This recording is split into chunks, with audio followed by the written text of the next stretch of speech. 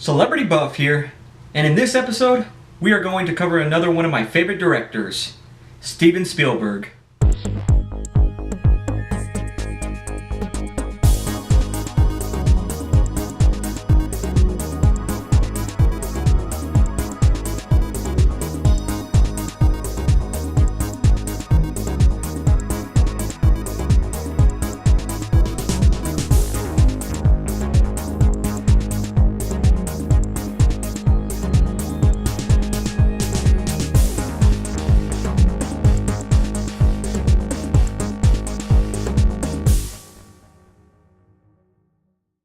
What can I say?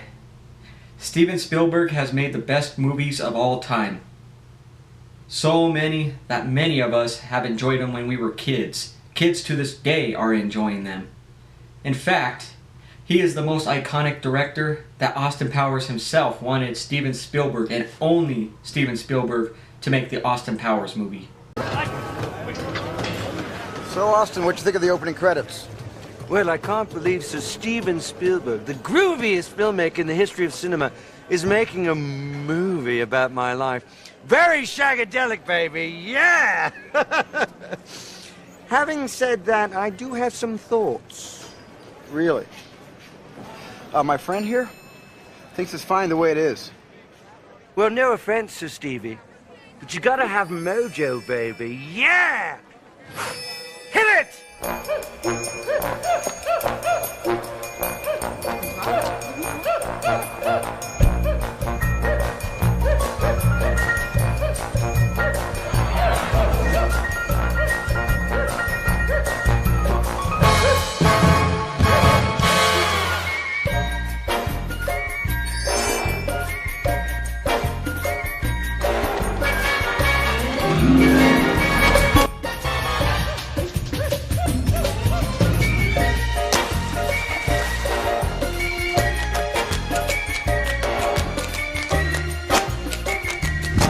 Wait a tick.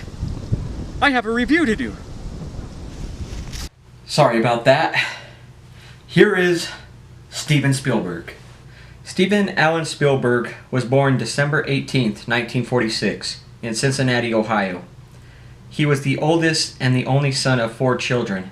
His father, Arnold, was an electrical engineer who worked in what was then the newly emerging field of computers. His mother, Lee, had been a concert pianist. Steven's mother and 3 sisters gave him a great deal of attention. He was indulged throughout his childhood at home, but school life was a different story than his home life. In high school, he got smacked and kicked. He had bloody noses.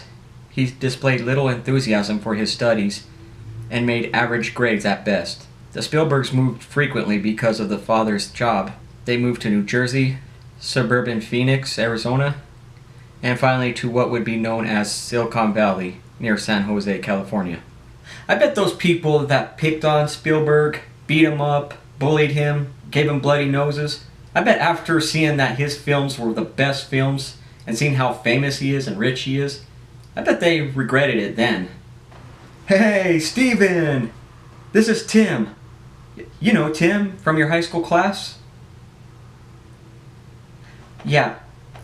The one that accidentally punched you? No, it was an accident. No, I just turned around and my hand swung and accidentally hit you. No, I promise. It was an accident. Look. The reason I'm calling is because I saw your movie Jaws, and it was amazing. Was that a real shark? It was a real shark? Well, can I be in your next film? Wait, come on. We're friends, aren't we? Hello? Hello, Mr. Spielberg? Mr. Spielberg? I guess I do have to get a hard-working job now. The first film that Spielberg recalled seeing in the movie theater was The Greatest Show on Earth, a spectacular 1952 circus epic directed by Cecil D. Mill. As a child, Spielberg began using his family's home movie camera. He recorded camping trips and other family events, but soon grew dissatisfied with them. He began to film narrative movies and attempted to set up shots with different angles. and special effects. By the time he was 12 years old, he actually filmed a movie from a script using a cast of actors. He grew increasingly ambitious and continued to make movies from then on. When Spielberg was 16, he filmed a feature-length science fiction movie, which he entitled Firelight. This movie was over 2 hours long and had a complex plot about an encounter with some aliens. His father rented a local movie theater to show the film in one night. It made back the $500 it cost to film it. Spielberg's poor grades in high school prevented him from entering University of Southern California, but he was accepted at California State College at Long Beach. He graduated in 1970 with a bachelor's degree in English. Because California State had no formal film program, he frequently went to movies and saw every film that he could. He also flattered and manipulated his way past the guards at Universal Studios and watched major projects being filmed. Spielberg continued to make films and prepared a short subject film titled Amblin, which he later entered in the 1969 Atlanta Film Festival. It also won an award at the Venice Film Festival.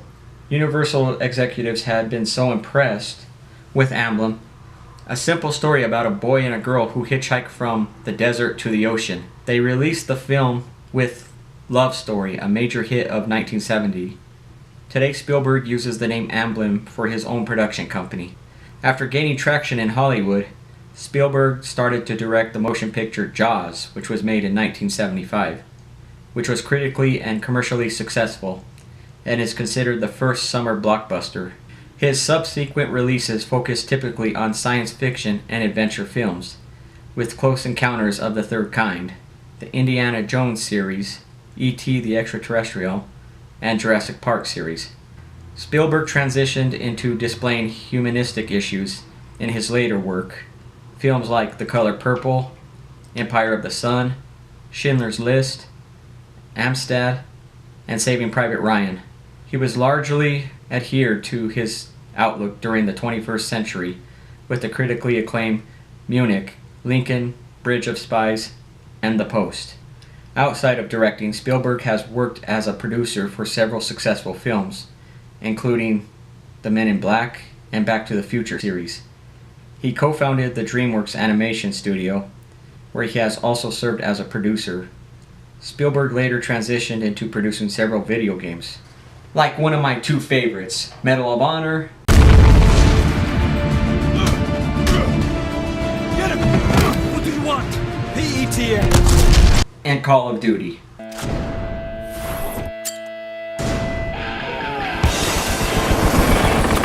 Watch and learn.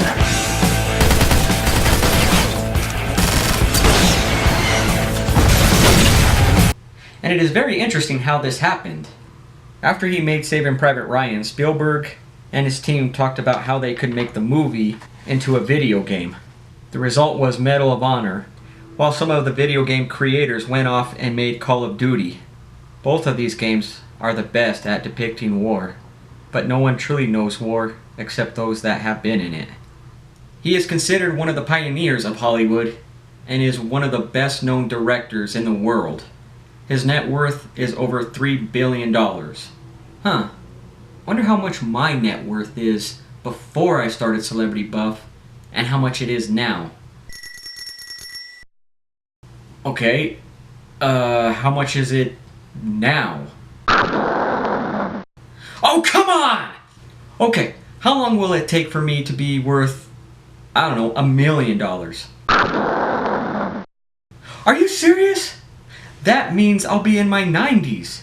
That means by the time I'm worth $1 million, people will be using their virtual reality bodies to go into Amazon, shop at Amazon. They will no longer be using their cars to go to the store. They'll be using their virtual reality bodies, shopping at Amazon, picking what they want, and then a week later it'll arrive at their door, which means the creators of that software will be worth $60 trillion. In comparison, I'll still be worth this much. Yeah! You know what? Let's just get to my favorite Steven Spielberg movies. Here they are.